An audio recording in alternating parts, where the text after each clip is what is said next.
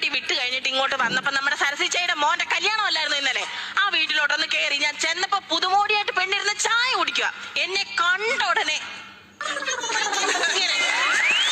ഞാൻ തിരിച്ചു ഇങ്ങനെ പിന്നെ ദേഷ്യം വരുത്തില്ലയോ, എന്തോ പത്രാസുകാരിയാന്നേ. അവിടെ മട്ടും പാവവും കണ്ടു കഴിഞ്ഞാൽ ഭൂലോകത്ത് അവളെ മാത്രമേ ഉള്ളൂ താലി കെട്ടി കൊണ്ടുവന്ന് നമ്മളെല്ലാം പച്ചീർക്കിലി കോർത്ത് കൊണ്ടുവന്നു തോന്നും.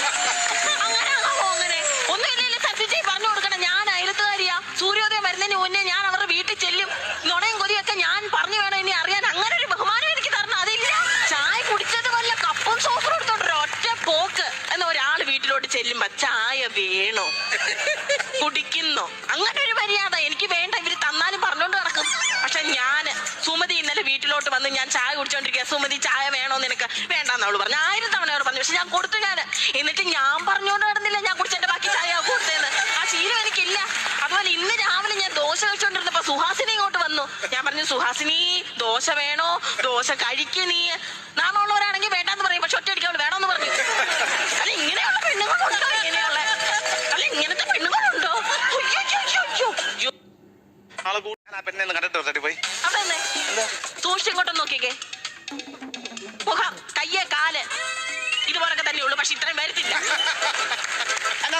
ആ പെണ്ണിനെ കാണുന്ന പോലെ നീനെ കാണുന്ന പോലെ എനിക്ക് ആ പെണ്ണിനെ കാണാൻ പറ്റുമോ? അതെന്താ പ്രത്യേകത എന്തുവാ? അവള് പുതുപ്പെണ്ണല്ലേ? പുതുപ്പെണ്ണ്. നിങ്ങൾ എന്നെ ഇങ്ങോട്ട് കെട്ടിക്കൊണ്ട് വരുമ്പോ ഞാനും പുതുക്കായിരുന്നുവേ.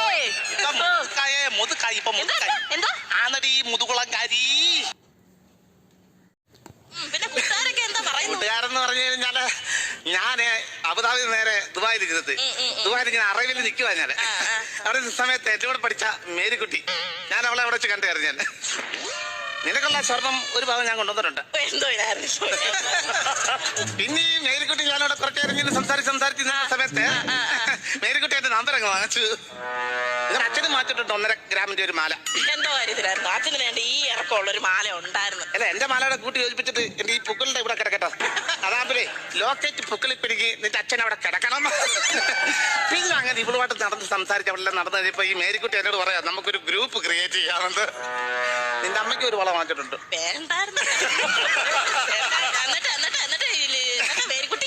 മേരിക്കുട്ടി എന്റെ ഇനി സ്വർണ്ണമില്ല.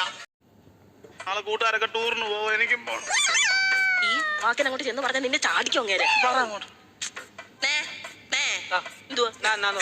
അങ്ങനെ വിളിച്ചതാ. അവന്റെ കൂട്ടുകാരെല്ലാം കൂടെ ചെലവിന് ടൂർ കൊടുക്കണമെന്ന്.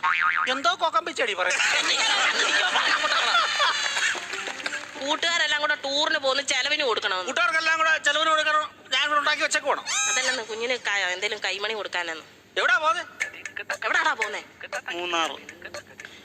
മൂന്നാറാ പോന്നെ. മൂന്നാർ എന്തോ കാണാൻ പോവാ അവൻ. കാണോ ഇരിക്കാൻ പറ അവനോട്. മൂന്നാർ എന്തോ കാണാൻ പോവാടാ നീ. എന്നും ഞാൻ ഈ വീട്ടിൽ നിന്ന് 2 മരമോത്ത് കാണൂല്ലേ? നാട്ടിൽ പോയി അവിടെ പോയി എല്ലാ ആൾക്കാരെയൊക്കെ കാണട്ടെ. ഇന്നും ഇവൻ ഈ വീട്ടിൽ നിന്ന് ഈ തിരുമോന്ത കാണുന്നില്ലയോ?